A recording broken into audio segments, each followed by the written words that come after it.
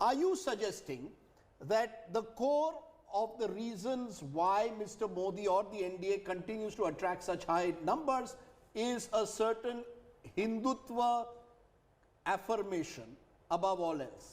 Forget all the other issues, whether it's China, economy, COVID. It is at the end of the day a sense of a large number of people believing Hindutva as they see it, not just religious nationalism, but a faith in a leader. Yeah, I think that's a very good question to ask, because if you take a look not just at the two figures that we flashed, which is the Supreme Court Ayodhya verdict and also repealing Article 370, if you go across the poll, we've asked about the Uniform Civil Code. There's a huge endorsement. We've asked about the Citizenship Amendment Act. There's a huge endorsement towards it. We've asked about, you know... Because these are potentially divisive issues. Even on love, so-called love jihad. I was coming to that. Sort of yes.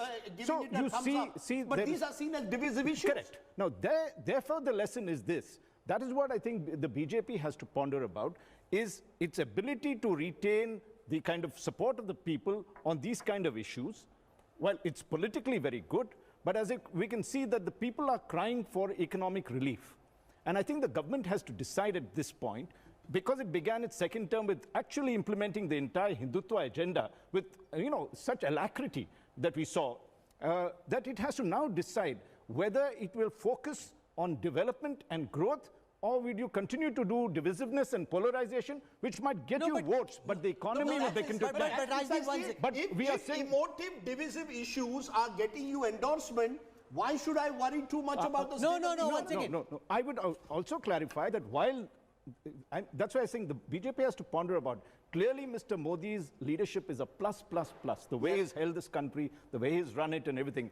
But at the end of the day, people, if they don't get jobs, they don't get income, the voter is very, very clear. No, but there is the danger, I think, for Rahul Verma, that the opposition is making a big mistake by not latching on to the issue of unemployment, by making that the singular focus of their attack. Where from the morning till the evening, if you hammer home and amplify the aspect of unemployment, you've got the government on a weak spot. Rather than that, by diffusing their attack on Rafale, on national security, on Pakistan, on China, are they spreading themselves too thin instead of having a concentrated attack on the issue which voters believe is hurting the government the most? Before Rahul comes in, let me tell the other Rahul here, you know what the opposition will say?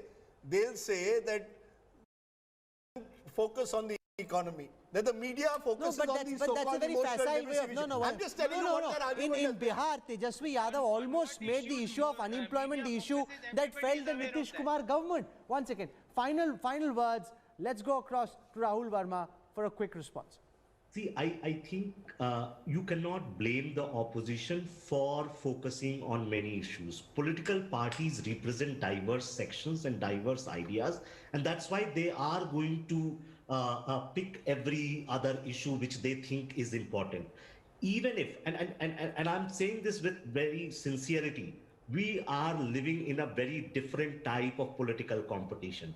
Thinking that you can just latch on to economy and unemployment and defeat BJP and Narendra Modi, I think we are living in a denial of what is happening on the ground. No, sure, but that's you know, that's the astute organization of the BJP, which the opposition can't match.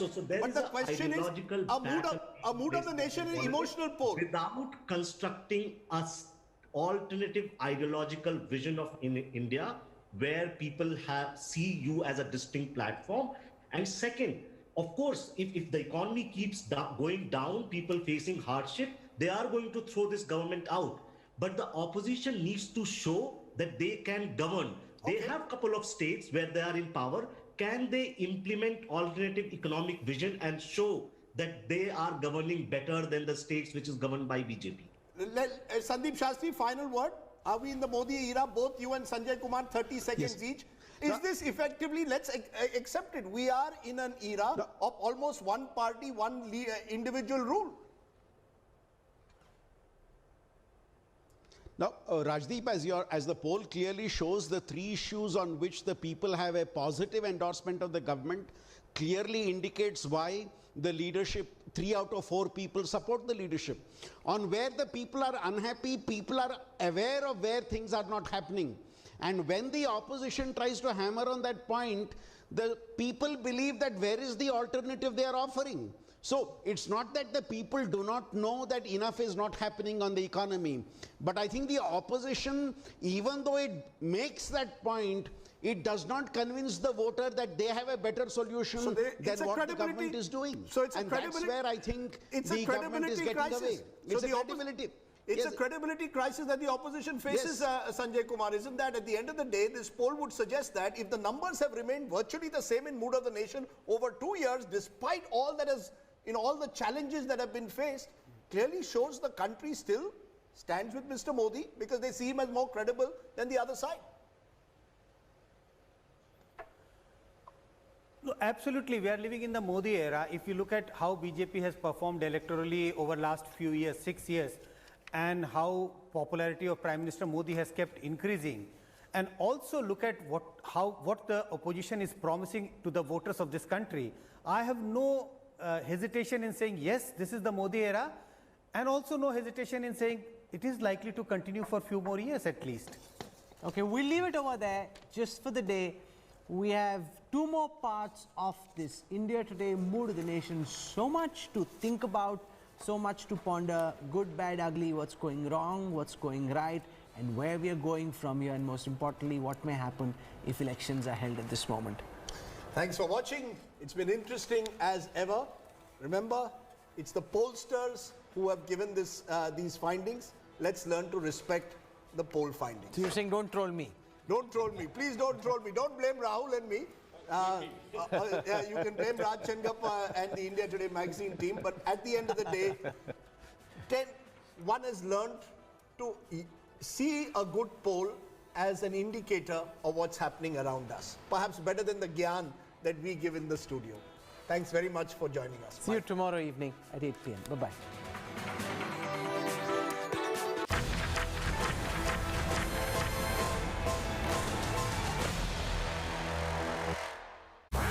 Keep watching